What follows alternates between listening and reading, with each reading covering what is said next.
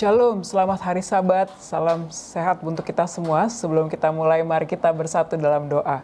Tuhan, kiranya Engkau dapat memberkati kami semua Tuhan, pemirsa yang ada di seluruh Indonesia ini, untuk dapat memulai berkat Tuhan yang baik melalui pelajaran firman yang baik.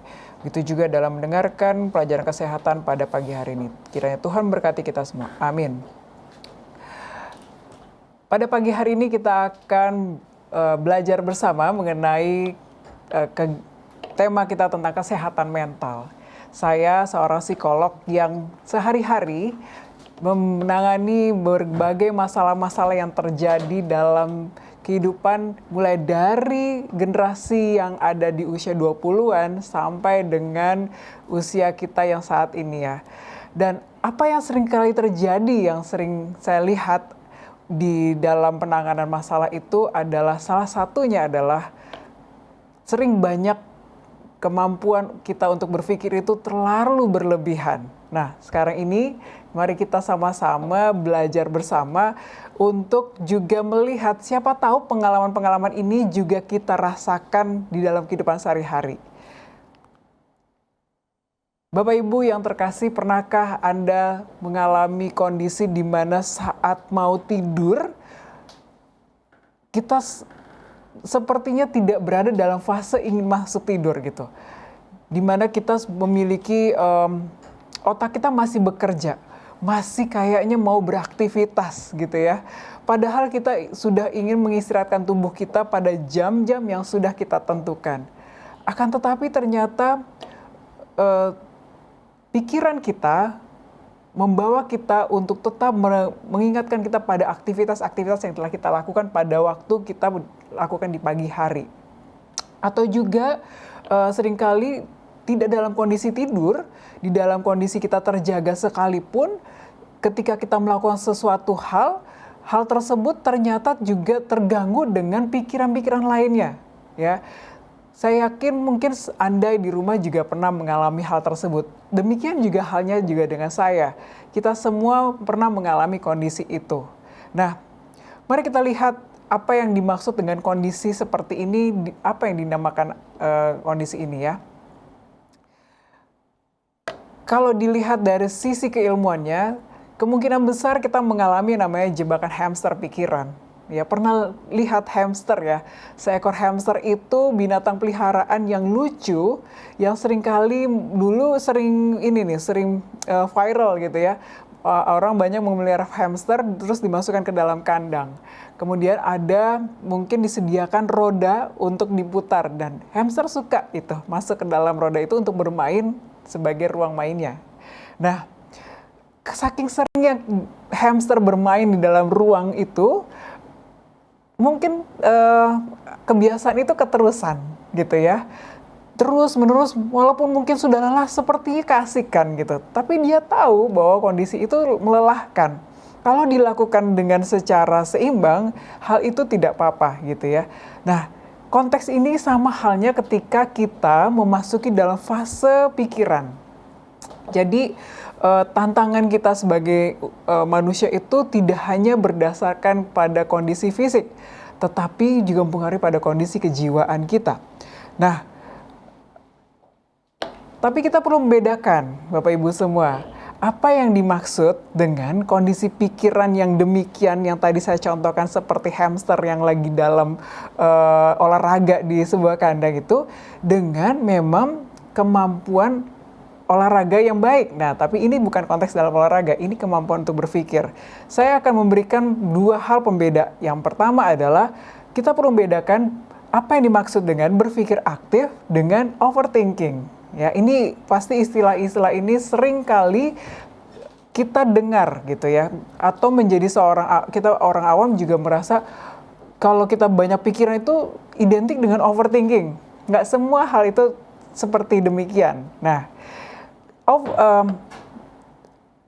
berpikir aktif itu dinamakan active thinker. Active thinker itu adalah kondisi di mana seseorang memikirkan sesuatu berfokus pada solusinya, pada tindakan konkret.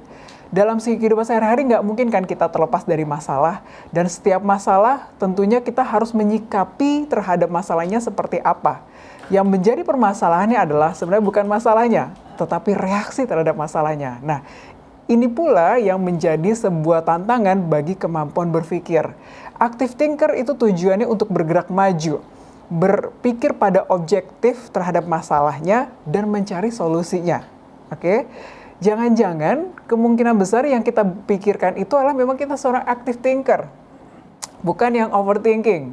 Kalau overthinking akan berbeda nih, ya seperti seekor hamster yang bergerak terus-menerus tapi nggak keluar dari masalahnya gitu. Nah, kalau tadi kita sudah belajar sekilas tentang active thinker, sekarang kita lihat apa yang dimaksud dengan overthinker. Overthinker ya. Overthinker itu adalah sebuah kondisi di mana seseorang punya pikiran terhadap masalah tapi terjebak dalam masalahnya, ya. Punya permasalahan tapi mempermasalahkan permasalahannya tanpa mencari sebuah solusi yang harus bisa dilakukan. Lebih banyak mungkin kita berpikir, kenapa sih masalah ini harus terjadi pada hidup saya? Kenapa ini memang, apakah memang ini menjadi nasib hidup saya harus seperti ini? Nah, kalau active thinker tidak seperti itu. Dia lebih memikirkan bagaimana reaksi harus dia lakukan terhadap masalah, how to do it. Tidak terjebak pada why yang terjadi pada masalahnya. Dan pikirannya tidak berputar-putar. Tapi sayangnya, kebanyakan dari kondisi kita itu adalah memutar masalah itu terjadi, tapi kita tidak mengizinkan diri kita bergerak keluar dari kondisi tersebut. Kadang-kala kita mungkin juga dalam kehidupan sehari-hari nyaman terhadap masalah, ya, punya masalah tapi nyaman gitu. Tapi kita tahu bahwa keluhan masalah kita itu tidak menyenangkan. Nah, ini perlu juga kita sikapi, kenali kondisi kita saat seperti itu. Saya mau mengajak Bapak Ibu semua juga melihat ada memaknai kembali bahwa seorang pemikir aktif adalah menggunakan pemikirannya untuk menyelesaikan masalah, sedang overthinker terperangkap, itu ya bedanya ya. Kemudian ketika tergelincir menjadi overthinker, ada dua hal utama yang mempengaruhi. Yang pertama adalah mungkin ada kondisi ilusi bahwa kita sedang memegang kendali dengan terus-menerus memikirkannya, dan yang kedua karena ada rasa takut untuk membuat keputusan di saat itu juga, gitu ya. Jadi merasa ya udah, mungkin karena kenyamanan terhadap tidak ada masalah, itu menjadi sebuah aktivitas yang kebiasaan yang kita nyamankan. Hati-hati Bapak Ibu, kondisi ini kalau semakin terus-menerus terjadi, ini akan menjadi seperti bola salju yang pada akhirnya kita jadi sulit menyelesaikannya.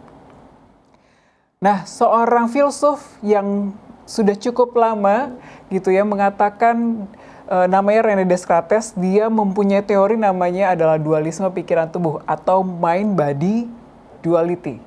Ya, apa itu mind body duality? Yang sebenarnya istilah ini kerap kali digunakan atau kita memahami dalam kondisi pemahaman tentang kesehatan, ya. Tidak ada kesehatan mental tanpa ada kesehatan fisik. Begitu pula dengan sebaliknya. Nah, dalam konteks teori mind body duality ini atau dualisme pikiran tubuh, konsepnya adalah menyatakan bahwa pikiran atau sebagai kondisi jiwa dan tubuh adalah sebuah entitas yang fundamental yang sangat berbeda dan terpisah. Dan dalam hal ini, René Descartes juga mengatakan bahwa hubungan antara pikiran tubuh ini menjadi sebuah konteks yang penting dalam membentuk sebuah kondisi overthinking. Karena menunjukkan bagaimana pikiran yang tidak terkendali itu dapat mempengaruhi kondisi fisik kita. Ya, pernah kan merasakan kalau kita banyak pikiran ternyata kondisi fisik kita juga berpengaruh tuh. Mudah capek, sakit kepala dan sebagainya. Ya, ini kontekstual terkait dengan mind and body duality tersebut. Ya, ada konsep yang sangat terkenal sekali dari Descartes namanya cogito ergo sum. Saya berpikir, maka saya ada. Jadi jangan khawatir Bapak Ibu dan Ibu, kalau kita terlalu banyak berpikir, ini yang perlu kita pikirkan, harus kita mulai kendalikan. Tapi memang kita sebagai manusia itu memang harus berpikir, ya. Eksistensi kita itu adalah untuk berpikir juga. Tapi bagaimana mengupayakan kondisi pikiran itu jauh lebih bijaksana. Dan cogito ergo sum ini konsep yang dikembangkan oleh René Descartes untuk bisa membantu setiap orang untuk dapat memaknai bagaimana dualisme antara pikiran dan tubuh ini menjadi konsep yang dapat terhubung atau menjadi mind, body, and connection gitu. Nah, Interaksi pikiran dan tubuh ini sangat berpengaruh satu sama lain ya Bapak Ibu ya. Apa saja pengaruhnya? Misalnya Bapak dan Ibu, kalau Anda mengalami kecemasan, pasti akan menimbulkan beberapa konteks-konteks tubuh yang berpengaruh. Misalnya ada yang jantung deg-degan, berdebar, atau mungkin disuruh untuk berbicara di depan umum padahal dia belum siap, demam panggung, mungkin sakit perut. Interaksinya sangat langsung terasa gitu ya. Dan juga dampak fisik dari overthinking itu sehari-hari lebih bisa dilihat dari kondisi ini. Pada umumnya ya Bapak Ibu ya, pengaruhnya adalah pada gangguan tidur. Nah, biasanya kita itu akan bertanya kepada klien apa yang mempengaruhi kondisi kamu berpikir terhadap kondisi fisik. Yang umumnya mereka sampaikan adalah saya mengalami gangguan tidur, jadi sulit tidur. Tidurnya terganggu, padahal kualitas tidur itu sangat membantu kondisi kejiwaan kita. Tapi kalau udah terganggu kan akan bermasalah gitu ya. Terus yang kedua adalah mengalami kelelahan yang sangat kronis. Mudah lelah, mudah capek, mungkin dilihat dari secara usianya kok masih muda tapi kok capek banget gitu ya. Tekanan hidup terus-menerus terjadi, energinya mudah habis gitu ya. Atau nggak ngapa-ngapain tapi kelelahan. Ya kelihatannya nggak ngapa-ngapain, tapi pikirannya yang aktif. Ya aktif tetapi tidak keluar dari masalahnya. Yang berikutnya adalah hormon stresnya tinggi. Oke, jadi mudah marah, mudah putus asa, sedih gitu ya. Padahal di dalam otak kita ini punya banyak hormon yang mengaktifkan banyak jenis emosi. Dan ini sangat menarik sekali kalau misalnya kita tidak bisa memberikan interaksi yang cukup baik. Ini akan menjadi sebuah problematika yang mempengaruhi kualitas kehidupan seseorang. Jadi apa dong yang perlu dilakukan? Nah, di dalam sesi yang singkat ini, saya mau membagikan sebuah tips yang kira-kira bisa mungkin diterapkan atau dilakukan oleh Bapak dan Ibu dalam kehidupan sehari-hari. Ya, mungkin bisa dicatat ya Bapak dan Ibu ya. Pertama, kontrol pikiran. Ya, sesuai dengan judul yang saya angkat ini adalah kunci berpikir itulah berpikirlah secukupnya. Oke. Caranya gimana? Caranya yang pertama, saya gunakan namanya 3S. Sadari, saring, dan stabilkan. Apa yang harus dilakukan dalam menerapkan 3S ini? Yang pertama adalah identifikasi dulu pola pikir yang Anda punya. Jadi harus dilihat pikiran yang muncul itu apa aja, polanya apa. Yang kedua adalah terapkan thought stopping. Jadi setelah catching, ya, tahu polanya masalah yang pikiran yang kita munculkan itu apa, kita lakukan menghentikan pikiran-pikiran yang sering muncul terjadi, gitu ya. Kita saring. Hal yang ketiga, ketika kita sudah tahu, ya, jenis-jenis pikiran yang kita rasakan, kita lakukan mindfulness. Dan setelah itu kita cognitive reframing, dan terakhir kita gunakan meditasi. Nah, kalau hal itu tidak cukup, kita lakukan teknik prioritas pikiran melalui brain dumps, terus juga beberapa metode lainnya.